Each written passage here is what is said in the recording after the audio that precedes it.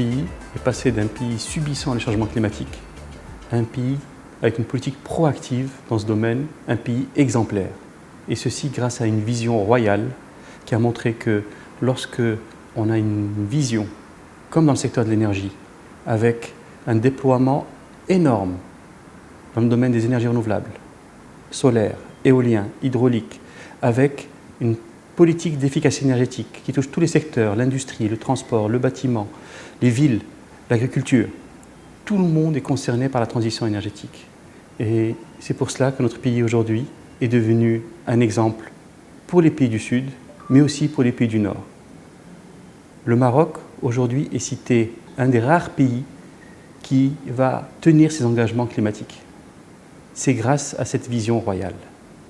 Nous avons eu la chance de cette transition énergétique lancée en 2009. Nous avons eu la chance, lors de la COP22, de cette vision, pas seulement nationale, mais continentale de Sa Majesté, qui montre qu'aujourd'hui, en Afrique, où 600 millions de citoyens sont sans électricité, des solutions africaines existent. Et c'est le message qui montre que notre pays peut être cité en exemple parce qu'il a ses engagements et parce qu'il utilise de plus en plus d'énergie propre, nationale, qui réduisent la facture énergétique de notre pays, qui réduisent l'impact sur la balance des paiements. Et ceci montre que nous sommes dans un schéma où tout le monde est gagnant. Les citoyens, l'industriel, la ville peut réduire sa facture énergétique de la même façon. Aujourd'hui, une autre orientation royale, c'est que les bâtiments publics, comme celui-là, et des toits solaires, comme celui-là, et des règles de gestion de l'énergie optimisées pour réduire le gaspillage. C'est de la même façon. Cette vision s'applique à tout. C'est pour ça qu'en 20 ans, nous sommes arrivés à ce niveau-là.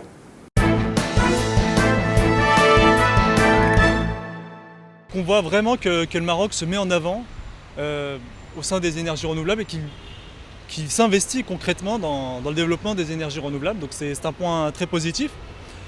En même temps, d'un point de vue économique, on va dire que c'est aussi un marché très porteur.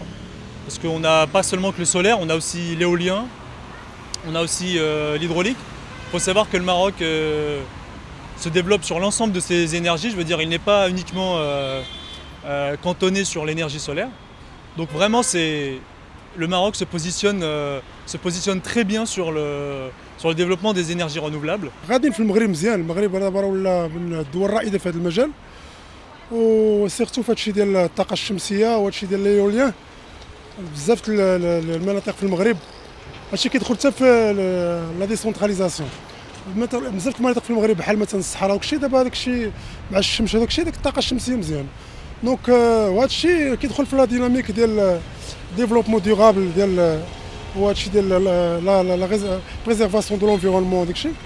دونك هادشي مزيان، دونك مقارنه مع دول اخرين في افريقيا شي المغرب راه غادي مزيان. المغربي يولي في استطاعته انه يتساعدوا هاد الطاقه الشمسيه انهم شويه يخفوا عليه بدل ما نقصوا حتى من الطاقه العاديه نقصوا منها، وتولي الطاقه الشمسيه تعاونوا شويه باش ما يبقاش واحد الكونسوماسيون ديال الطاقه تكون بزاف، ونعاونوا بالشمس مادام عندنا الشمس بزاف علاش ما نستافدوش منها.